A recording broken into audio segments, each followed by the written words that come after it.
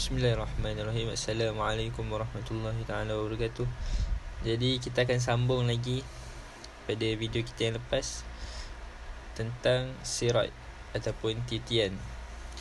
Jadi definisi as-sirat atau titian ni adalah jambatan yang terbentang di atas permukaan neraka Jahannam, menghubungkan antara padang mahsyar menuju syurga.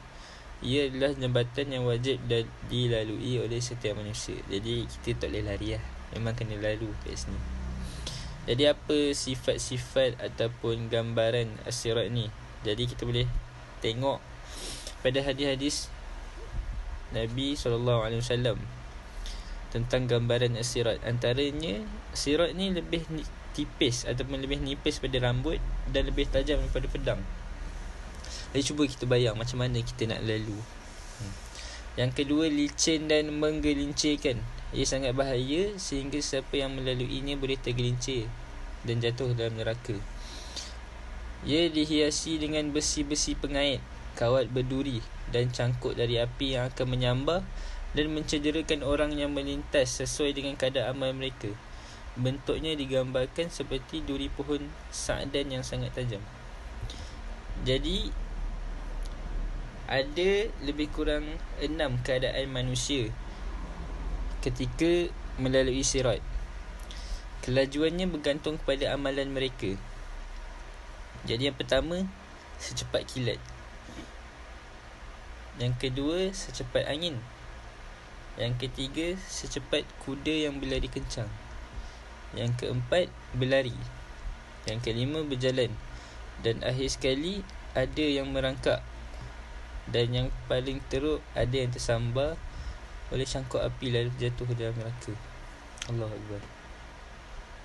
Jadi antara dalil-dalil yang kita boleh tengok mengenai as-sirat, Allah berfirman dalam surah Al-Maryam ayat 71 dan 72. A'udzubillahi minasyaitonirrajim. Wa in minkum illa wariduha kana 'ala rabbika hatman maqdiyya thumma nunajji alladhina ittaqaw wa nadharu adh-dhalimina fiha jithiya. Maksudnya, dan tidak ada seorang pun di antara kamu yang tidak mendatangi neraka itu. Hal itu bagi Tuhanmu adalah suatu ketentuan yang sudah ditetapkan. Kemudian kami akan menyelamatkan orang-orang yang bertakwa dan membiarkan orang-orang yang zalim dalam neraka dalam keadaan berlutut.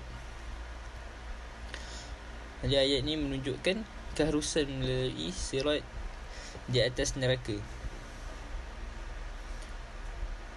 Jadi dalam konteks akidah Ahlussunnah wal Jamaah, keimanan kepada sirat adalah wajib dan termasuk dalam keimanan kepada perkara ghaib mengenai hari akhirat.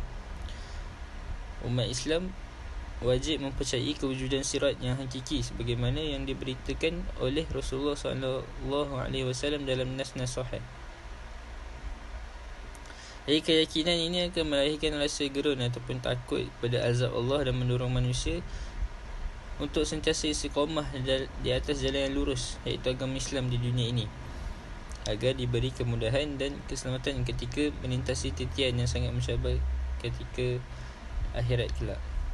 Jadi semoga penjelasan ini bermanfaat pada kalian semua.